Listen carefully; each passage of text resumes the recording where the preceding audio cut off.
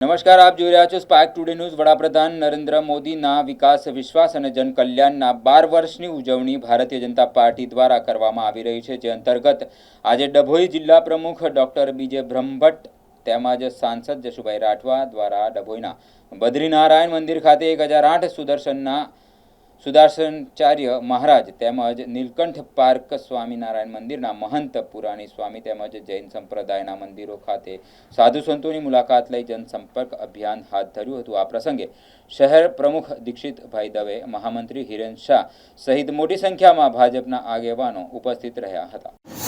દેશના આદરણીય પ્રધાનમંત્રી શ્રી નરેન્દ્રભાઈ મોદી સાહેબે એમના સેવાકાળના 12 વર્ષો પૂરા કર્યા છે અને જે ચૂંટાયેલા એક વડાપ્રધાન તરીકે ભારત વર્ષમાં સૌથી વધારે કીર્તિમાન પ્રસ્થાપિત કર્યો છે અને આ 12 વર્ષના વિશ્વાસ, વિકાસ અને જનકલ્યાણના સેવાના વર્ષોની ઉજવણીના એક ભાગરૂપે પાર્ટીએ વિવિધ કાર્યક્રમો આપ્યા છે।